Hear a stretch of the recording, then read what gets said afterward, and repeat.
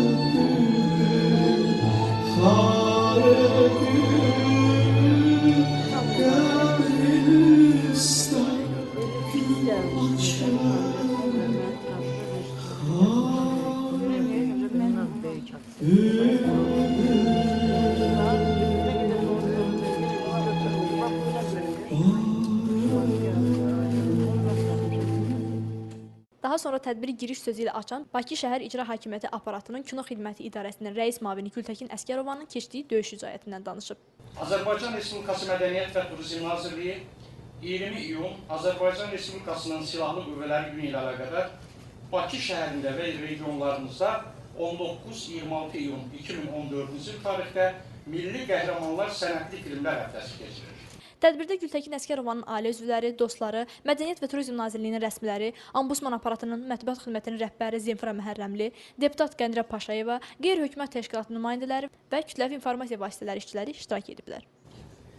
Sözümün ilkini ana haqqında dedim və bugün Gültəkin xanımın yeganə övladı Əminə xanım da gənc bir anadır.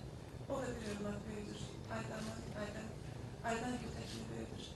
Bu bir Tanrının bəlkə bir payı idi, şirin payı idi ki, bu ailəyə belə bir qız övladı bəxş elədi və onun adını Gültəkin qoydular. Gözəl bir baladır, çox gözəl düşüncə tərzi olan, bir fərqli düşünən, oxumağa çox həvəsli, yaradıcılığa çox həvəsli bir baladır.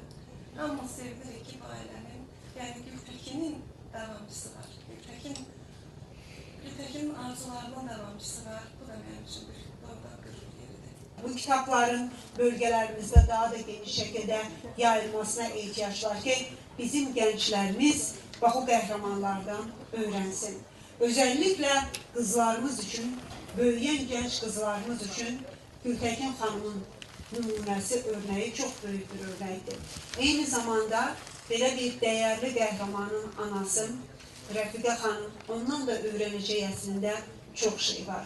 Ve bizim genç kızlarımız bax, o ruhda, vətənə, millətə, sevgi, sədaqət ruhunda o ruhda böyüməlidirlər. Tədbirin sonunda rejissor Kəmalə Musazadənin Milli Qəhrəman Gültəkin Əsgərovaya həsr olunmuş Gültəkin sənədli filmi təqdim olunub. Bu mənim adım Gültəkindir. Mən bu məktəbdə oxumuram, amma tez-tez gəlirəm. Bu məktəbdə mənim nənəm oxuyub. İndi isə bu məktəb onun adını daşıyır. Mən bura nənəmi görmək üçün, onun abidəsinə gül qoymaq üçün gəlirəm.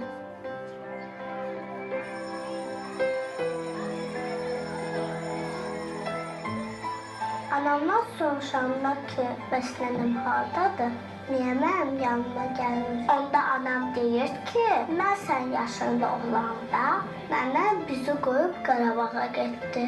Axı o vaxt orada müharibə gedirdi.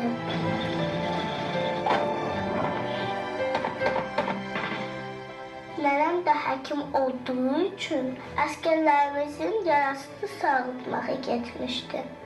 Yəqin ki, nənəm vətənini öz balasından və öz anasından çox sevirmiş. Ona görə də onları qoyub müharibəyə gedib. Bilirsiniz nənəm kimdir? Azərbaycanın milli qəhrəmanı Gültəkin Əsgərovadır. Axı mənim də adım Gültəkin.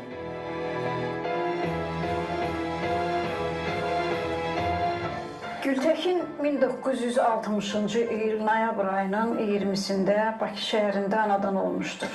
Saat 3-də. Deyirlər ki, Ağköynəkdə anadan dünyaya gələn uşaq həmişə xoşbaxt olur. Mən elə fikirləşirəm ki, Gültekin xoşbaxtdır. С Гюльдагиной Аскеровой мы выросли в одном дворе, жили в одном доме, в одном блоке. С детства и принимала участие во многих дворовых мероприятиях. Была вожаком, ее мы не считали девочкой, она была своим парнем. Играли в войну, знали, что есть человек, который будет нам верным товарищем и опорой. Мальчишка в женской юбке. Mənim isə xatirələrimdə çox fərqli idi. İncə qəlbli və çox nəvazişli bir insan idi. Amma o incəliyinə baxmayaraq da çox güclü bir insan idi. Nağılları oxumağı xoşlayırdı. Mənim üçün həmişə nağıl oxuyurdu. Hətta bütün oxuduğu nağılları mənə danışdıqda belə mənim üçün nağıl fikirləşirdi. Bir dəfə özünün gəlinlik paltarına mənə paltar tikmişdi. Yeni il qabağı idi. Mənim də ən böyük arzum idi prinseslərin paltarından. Və mən o qədər sevinirdim ki, sanki bütün dünyalar mənim idi.